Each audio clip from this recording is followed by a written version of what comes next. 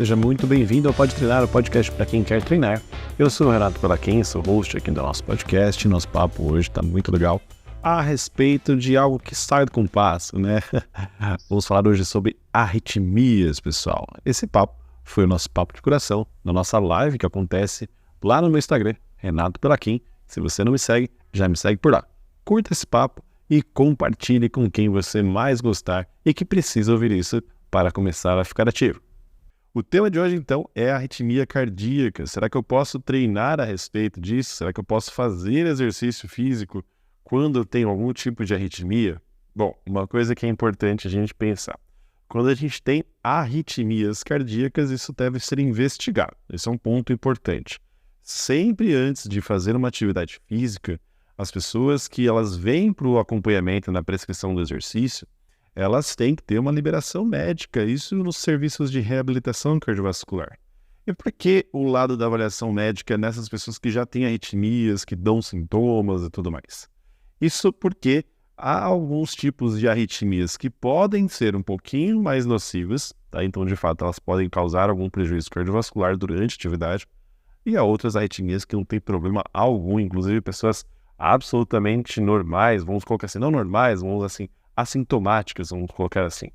Elas não referem nenhum tipo de sintomas. Então é importante que a gente classifique um pouquinho das arritmias, tá? Então, pensando em termos gerais, toda arritmia causa sintoma? Não. Existem arritmias que a gente tem que é como se fosse um batimentozinho que acontece além do que deveria em algum momento específico, um momento inabitual, ou seja, um momento que aconteceu ali não vai se reproduzir depois, não vai acontecer nada depois. Essas arritmias, elas podem aparecer, como eu mencionei, em pessoas saudáveis, pessoas jovens, pessoas mais idosas, não tem ali uma classificação e de fato possa acontecer. Elas são chamadas normalmente de extrasístoles. Extrasístoles refere-se ao quê, gente? Sístole é o momento que o coração tem a contração. E a gente lembra, a gente tem átrios e nós temos ventrículos, ok? As extrasístoles, elas são o momento da contração, ou do átrio, ou do ventrículo.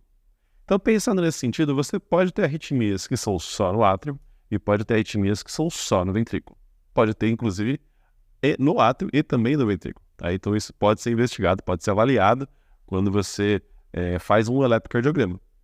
Então, a função do eletrocardiograma durante o esforço, né, você vai fazer um teste ergométrico, por exemplo, quando o médico pede para você, fazer um teste de esteira, geralmente é feito em esteira, é justamente para verificar, além da sua capacidade máxima de esforço, além se tem alguma obstrução no seu coração, para finalidade diagnóstica, mas também para prescrição do exercício para ver se tem algum tipo de ritmo descompensado, ou seja, uma arritmia no seu coração frente à atividade física. Isso só é possível identificar com certeza com o eletrocardiograma. Porém, profissionais que têm uma certa habilidade, que conhecem da fisiologia cardiovascular, conseguem identificar algumas arritmias só na palpação do pulso, né? Só contando o pulso na região radial ou em alguma outra região. Então, os profissionais de saúde que têm essa habilidade, elas conseguem ter esse feeling de entender. Poxa, esse tipo de arritmia é uma arritmia no átrio, esse tipo de arritmia é uma arritmia no ventrículo, tá? Esses tipos de diferenciação, elas são realmente mais voltadas para o público profissional. Então, para quem aí é professor, uma dica, se você está sentindo aquele pulso que ele vem assim, batendo, tum, tum, tum, e de repente vai fazer assim, ó, tum, tum, tum, tum, tum, tum. Se você conseguir fazer essa palpação do pulso e você sentir esse tipo de ritmo, normalmente esse tipo de arritmia é uma arritmia atrial. E quando você está contando o pulso, tá lá, 1, 2, 3, de repente dá uma falhadinha, né? Você tá querendo contar 1, 2, ele dá uma pausa e depois ele volta. Geralmente, isso aí é uma arritmia no ventrículo. Por que tem essa diferença? Porque o átrio, gente, ele tem uma capacidade de contrair, mas tem um outro nódulo, né? Um outro órgão, vamos colocar assim, dentro do coração, um nódulo que a gente chama, que é chamado de nódulo ou nó atrioventricular. É um ponto no coração que divide, está bem no meio ali entre o átrio e o ventrículo, tá? E o que acontece? Esse carinha, ele consegue segurar os estímulos em excesso que vem do átrio. Então, às vezes, o átrio bate mais do que deveria. E o que acontece? Esse estímulo é segurado pelo nó do átrio ventricular. Então, em outras palavras, quem corrige muito do ritmo para o ventrículo é o nó do átrio ventricular. Tá? É importante que você só saiba dessa informação, mas não precisa conhecer tão a fundo os pormenores de como é a célula ali do átrio ventricular. Isso é uma curiosidade muito para quem gosta de cardiologia. Mas uma coisa importante, não existe esse mesmo filtro na região do átrio. Então, todo estímulo que passa, geralmente, faz a contração do átrio. Por isso que quando você sente no pulso, você vai sentir aquela batida mais rapidinha, porque saiu do descompasso e ele realmente deixou o estímulo passar e teve contração no átrio. Porém, no ventrículo, quando esse momento acontece e tem uma contração ali no ventrículo antes do que ele está preparado para bater, ele às vezes não consegue passar essa contração elétrica no momento ideal. Existe um momento ideal para o ventrículo bater. E quando esse estímulo elétrico chega ali no ventrículo no momento inapropriado, ele acaba não fazendo a contração. Ou seja, se você for contar o pulso da pessoa, ele não vai ter aquela passagem de sangue, ele vai empurrar o sangue para frente, porque ele não contraiu. Em outras palavras, sentindo o pulso, aquela região é o momento que você está sentindo o pulso, de repente tem uma ausência daquela passagem de sangue no pulso radial. Então, pessoal, é legal de identificar esses dois fatores quando a gente está monitorando o nosso aluno. De repente, você que não é o professor, você que não é o profissional de saúde, você que está contando o pulso ali, tem alguma forma, Renato, de eu identificar se eu estou tendo arritmia ali e tudo mais? Às vezes é possível, mas você precisa ter uma olhada um pouquinho mais criteriosa nos seus monitores cardíacos. Por exemplo, os Apple Watch, os aparelhinhos, os reloginhos hoje que medem frequência cardíaca, os oxímetros também, eles avaliam uma média de batimentos ao longo do minuto. Então ele fica lá monitorando a frequência cardíaca da pessoa. Então você coloca o relógio, ele vai monitorando e ele vai vendo. Está batendo tantas vezes em X tempo. Por exemplo, está batendo 15 vezes em 15 segundos. Logo, a frequência cardíaca ela é apresentada em minuto. Então se eu multiplicar isso por 4, ele vai entender que a frequência cardíaca naquele momento corresponde a 60 batimentos. Por quê? 15 batimentos vezes 4, que é 15, né? Que a gente vai ter 15 segundos, multiplicado por 4 dá 60, que é o total no minuto, né? Nós temos 60 segundos em 1 minuto. Logo, se eu multiplicar 15 por 4, eu vou ter o valor no minuto. Então, eu vou ter 60 batimentos para aquela pessoa. Mas supondo que nesses 15 segundos eu achei uma arritmiazinha. E ele vai fazer assim, ó. Tum, tum, tum, tum, tum, tum, tum, tum, tum. E aí esse valor vai lá para 20 batimentos que eu contei em 15 segundos. O aparelho vai identificar agora 80 batimentos, tá? Porque se eu pegar aquele intervalinho de tempo, ele vai estar acelerado e ele vai multiplicar pelo valor que ele acabou avaliando. Em outras palavras, você vai perceber que o monitor vai ficar ora muito elevado, ora muito baixo. E isso vai fazer com que você não tenha um padrão, porque os monitores cardíacos eles tendem a ficar estáveis, eles conseguem ficar ali monitorando a frequência cardíaca o tempo todo. Na real, ele acaba monitorando a cada 3 batimentos, ele atualiza a frequência cardíaca estimada por minuto. Então é mais ou menos assim que os monitores funcionam.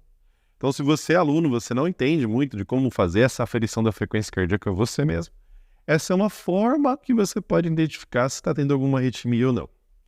E hoje em dia existem alguns equipamentos, como por exemplo, os modelos da Apple, os modelos da Samsung, de maior, vamos dizer assim, capacidade ali tecnológica, que conseguem verificar se a pessoa tem uma arritmia que é chamada de fibrilação atrial. Então, lembra que eu falei que tem uma extrasístole, aquele batimento adicional que pode vir tanto no átrio quanto no ventrículo? Bom, quando ele acontece de uma maneira muito descompassada, ele pode fazer com que não tenha um batimento só fora do ritmo. Ele tem um caos de estímulos elétricos que não fazem com que o átrio faça de fato aquela contração. Em outras palavras, ele ao invés de contrair, ele fica só movimentando levemente a parede do átrio em alguns momentos. Porque o ideal é que o átrio bate e relaxe completamente. Bate e relaxa completamente. Assim como o ventrículo. Na hora que bate o átrio, o ventrículo relaxa. Na hora que o ventrículo contrai, o átrio relaxa. Só que, na verdade, na fibrilação, na região do átrio, ele vai ficar contraindo e no momento que ele relaxa, ele vai ficar mexendo a paredezinha do átrio. Em outras palavras, ele não vai ficar parado, ele vai ficar fibrilando, ele vai ficar contraindo um pouquinho, como se estivesse sambando, assim. O problema é que esses momentos, eles não geram contração, mas eles geram estímulos elétricos. E esses estímulos elétricos podem passar para o ventrículo. E se passar para o ventrículo também pode entrar num descompasso, que vai gerar a arritmia aí na região do ventrículo. E qual que é o grande problema disso, pessoal? É que todo movimento, toda vez que o sangue ele não realmente ele sai do lugar, vamos dizer assim, se deixar o sangue parado, ele vai coagular. E se ele coagular dentro do átrio ou dentro do ventrículo, porque ele está lá só fibrilando, ele não está de fato contraindo, então o sangue fica lá mais tempo dentro do átrio, dentro do ventrículo, pode ser formados trombos. Então o maior risco de quem tem esse tipo de arritmia é uma possível formação de um trombo dentro do átrio, que pode naturalmente passar lá para o ventrículo e subir para a cabeça, que aí vai dar um acidente vascular encefálico, pode subir para o resto do corpo, que pode fazer uma trombose, se for para o pulmão vai ser uma embolia, se for para a perna vai ser uma trombose, como eu comentei, e também, se for para o coração, pode gerar o que a gente chama de infarto. Infelizmente, são eventos muito graves, né? Então, se a pessoa tem um AVC, é uma coisa complicada. Mas é complicado quando a pessoa não tem nenhum tipo de medicação. Em outras palavras, quando a pessoa tem um diagnóstico de fibrilação atrial, é comum que os médicos que estão acompanhando essa pessoa coloquem medicações que evitem essa coagulação do sangue e, naturalmente, prevenindo de eventos como esses que eu citei, do AVC, do infarto, da trombose. O mais comum, infelizmente, é o AVC. Então, basicamente, para quem tem a fibrilação atrial, como que a gente consegue treinar essa pessoa? Primeiro, lembra que eu falei no início do nosso papo que você tem que passar por uma avaliação médica? Porque o médico vai enxergar ali a arritmia pelos exames que ele vai fazer. Quais exames? O teste de esforço é um deles. A gente pode pegar o Holter, que vai avaliar a frequência cardíaca ao longo de um dia inteiro. E, naturalmente, ele vai conseguir identificar ali se tem algum tipo de arritmia ou não e se precisar tratar. E feito isso, o médico vai lá, faz a prescrição adequada, tenta minimizar um pouquinho da quantidade de estímulos elétricos, dá algumas medicações como um beta-bloqueador, um anticoagulante, e isso já previne muitos dos eventos que podem ser nocivos durante o esforço. Então, eu não vou usar a frequência cardíaca para treinar essa pessoa como referência de prescrição, porque o ritmo é todo doidão.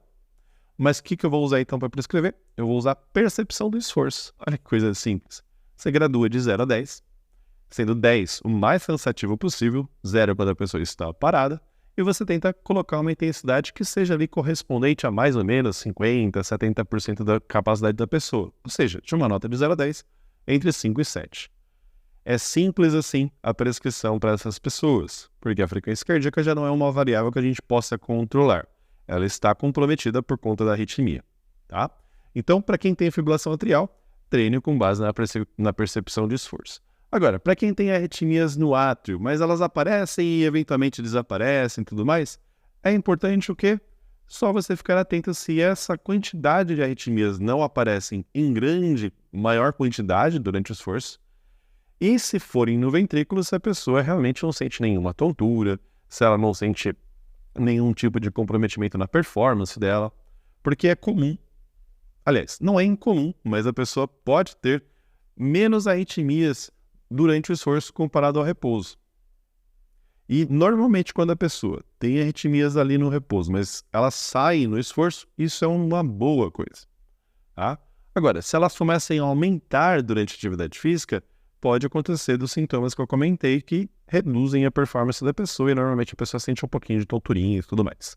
Então, monitorar a frequência cardíaca da pessoa é também acompanhar os sinais que ela apresenta. Então, nesse sentido, a prescrição para quem tem arritmias é você verificar se ela está aumentando essa densidade de arritmias ao longo do esforço. E é comum que no pós-esforço, quando a pessoa para de fazer essa atividade, vai retomando ali, você faça de uma maneira mais ativa, não faça isso de uma maneira abrupta, para que você minimize o aparecimento de mais arritmias. E, naturalmente, é comum que a pessoa que tem arritmias no repouso, faz o esforço, elas reduzem. Lá no pós-esforço, elas podem aparecer um pouquinho mais na recuperação. E tá tudo bem.